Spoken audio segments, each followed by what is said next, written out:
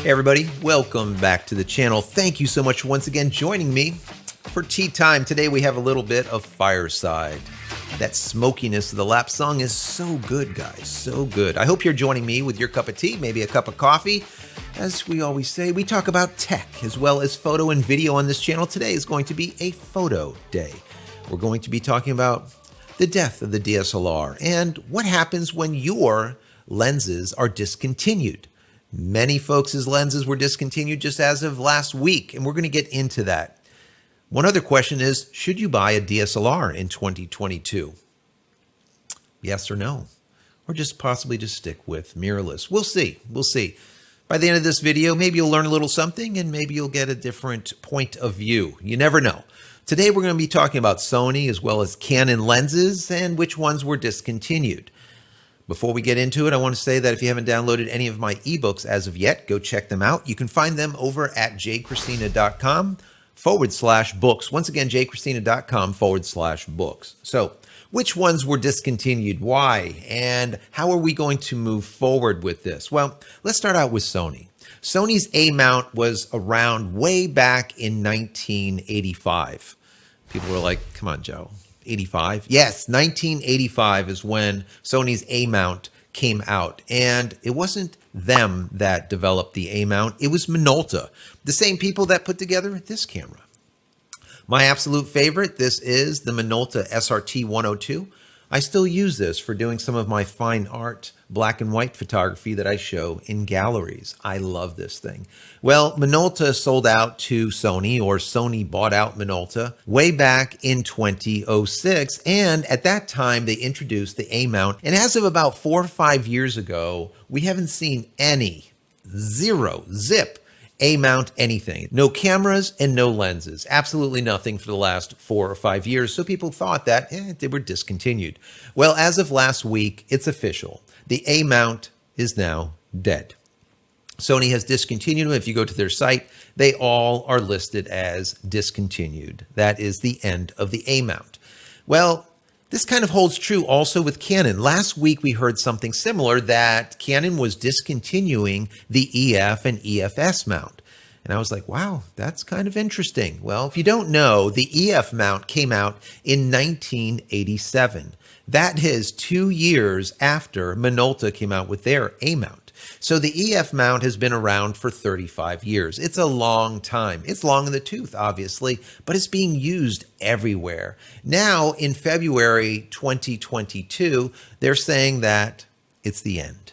So how do we know this? Well, there was a tweet that was released by someone that showed what the Canon Japanese website looked like, that shows all of their lenses back in January. And there was 21 pieces of glass, 21 EF lenses on there. Whereas when they went back in February, now just about a week ago now, there was 6, guys. There was 6 lenses. So the writing was on the wall. And according to everything that I'm hearing, Canon has discontinued their EF as well as EFS lineup. Now, unlike Sony that hasn't put out any cameras or lenses for the last 4 or 5 years, Canon has. So even though Canon was making, for example, their EOS M series, which was a mirrorless, even before the R series, they were still developing DSLRs. Like, for example, the 5D Mark IV, that came out in 2016. Whereas the 90D, now the 90D is the next version of this. This is an 80D. I was using this forever before I moved to this Sony ZV-1. This thing is awesome. It still works out amazingly today. So this 80D was what came first, and then the 90D, like I said, came out in 2019. Then right after that, they came out in 2020, the 1DX Mark III. And basically what that is the next version of this, the 1D. Now this is the original. I have the Mark II over there, but this is the old one. I wanted to bring this out just so you can see what this ancient body looks like. So this is the 1D professional body. You can see there's a crack back here on that screen. This has been through war, guys. This has been through war. I've got so many, hundreds of thousands of images on this thing. And of course, all of the other 1Ds that I have. So The 1DX Mark III did come out in 2020. So once again, they were moving forward with DSLRs. But we haven't seen any since. And now we're in 2022, and we're now seeing that discontinuation of the EF and EFS lineup. So I'm going to guess we will not see anymore from Canon either. Now, you can imagine that these companies are having a lot of problems, right? You have the virus, you have chip shortages, you have logistical problems where you can't ferry products from place to place. There's a lot of issues going on. And I think that these companies are really going to have to decide what products they make and where those chips, those limited chips that they have go, those ICs, where do they get placed? And I think this is what is speeding up the demise of the DSLR. And I think at this point, it's fair to say that we're probably only going to see DSLRs from companies like Pentax. So the question that I asked before was, should you purchase a DSLR in 2022? Is it something that you can do? And if all of this glass is discontinued, how will it affect you moving forward? And this is where people kind of get things a little bit whack. When a lens is discontinued or when a camera body is discontinued, for the most part, when all circumstances are, let's say, optimal, as they were 3-4 years ago, these bodies, as well as these lenses, are serviceable by the manufacturers for 2 years, 5 years, sometimes 10 years down the road. Perfect example is this mirror. This is a mirror that came out of a 5D Mark I. Mark I, guys, that mirror. This is the little flippy thing that's constantly flipping around in there if you have a DSLR in comparison to a mirrorless body, right? Well, the glue, you can see those dots right there, possibly. You see those dots? Those dots came unglued, so to speak. They came undone. And we sent it into Canon, and this was, remember, a Mark I. This was a few years back, but it was down the road now, 5, 6, 7 years, and they were no longer making the Mark Is, but they still fixed it. And they fixed it under warranty. Why? Because this was a defect. All right. So what you need to understand is even once a camera is discontinued or a lens is discontinued, you're still going to be able to get service for it for quite some time. Let's say in-house, when I say in-house, sending it back to the manufacturer for, let's say, 2 to 5 years. After that, you'd have to send it to a camera repair shop to be able to do those repairs. Those camera repair shops will then bring in used cameras to use them for their parts to fix the cameras that you send to them. So can you buy a DSLR in 2022? And is it a wise decision? I would say yes. The reason I say that is because prices are going to come down drastically. Right now, they're still high. The used market is crazy because you can't find new product. But as soon as people start seeing that the lenses are discontinued, they don't understand what I just told you that you now know, and they start panicking. And they start selling all of their DSLRs and their DSLR equipment, all of their lenses and everything. They're like, oh my God, I need to sell them because I'm not going to be able to have them serviced. So it might be a good opportunity for you to purchase a DSLR and maybe some old glass, maybe something like this one. That is a 300 f4 prime. Massive EF glass right here. And you'll be able to get them for probably half or a third of the price. Now, are they every bit as good as a mirrorless camera? For the most part, yes. I always tell people to pick a camera based on what you need it to do. If the camera does everything that you need it to do, then you got the right camera. If it doesn't, well, then you need to upgrade or move into a different platform. The same thing when it comes to buying a mirrorless system. Which mirrorless system do you go with? Do you go with Sony, Canon, Nikon, Panasonic, whoever? Who do you go with? I always say follow the lenses.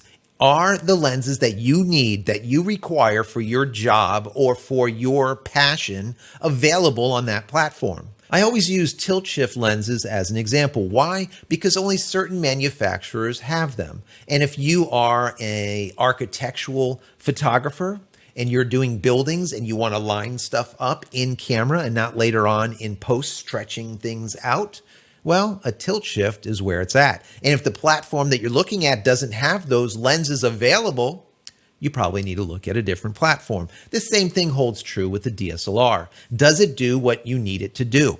A perfect example is this 80D. This 80D I still use as a secondary camera to this Sony ZV-1 that I'm capturing myself right now with. Why? Well, it does 1080p perfectly. That's what I capture. Also, it tracks my eyes flawlessly. Now, is it as good as the Sony ZV-1 as far as tracking my eyes? No, but it's pretty damn good. It's definitely no Panasonic or any other maker out there. This DSLR will track me and not lose me for video after video after video. I think there was 2 videos out of maybe 100 or 150 where it lost me. And the reason it lost me is it found another face, like Harlequin back there, and went straight to her instead of me. Now, that kind of thing won't happen with the Sony ZV-1, and the reason being is because the Sony actually tracks my eyes, but also understands the relationship between the eye and where it's capturing it on the sensor, the distance. So when I turn this way, it starts capturing this eye. If I turn this way, it immediately locks on this eye. The same thing with Harlequin back there. These eyes are closer than Harlequin's back there, so it's going to stick to me. So I think what has happened here is Sony has officially bowed out of the market, number one.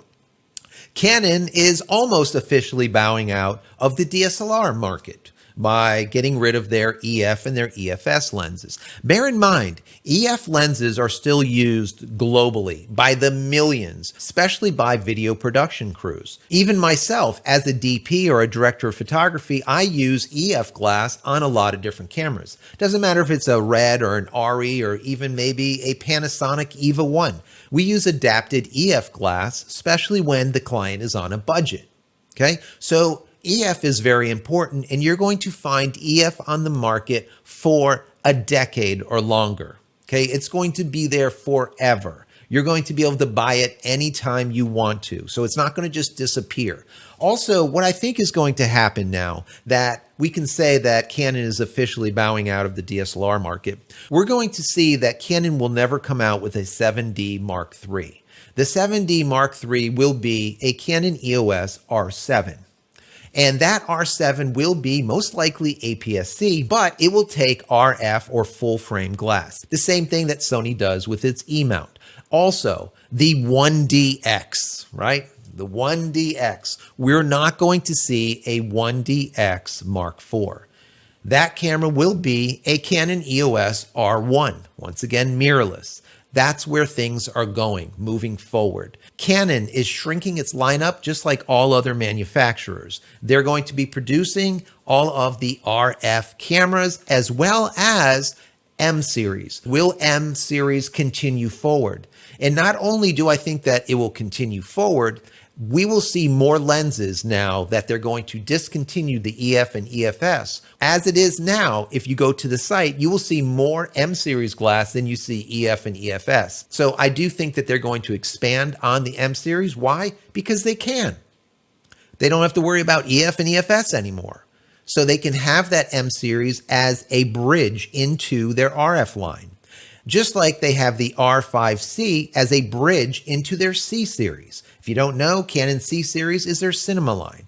The C100, 200, 300, 500, the C700. So Canon, just like the rest of manufacturers, like I said, is consolidating.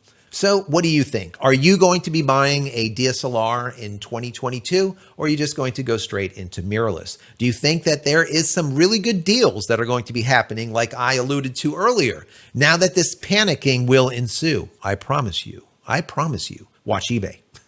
Anyways, I hope you got something out of this video. Throw this video a thumbs up and subscribe to the channel if you're already not subscribed, and click this little button over here so when I go live or when a new video comes out, you will be notified of it immediately. And finally, head over to my website, JCristina.com, where you can find all the photography tools that I've invented for you and me over the years, and hopefully there's something there that you might like. And if there is, please pick it up and support me and my family. That's it, guys. I'm out of here for yet another vlog. Many blessings to you and your family. Love you all. Stay safe, stay healthy, and we'll see you in the next one.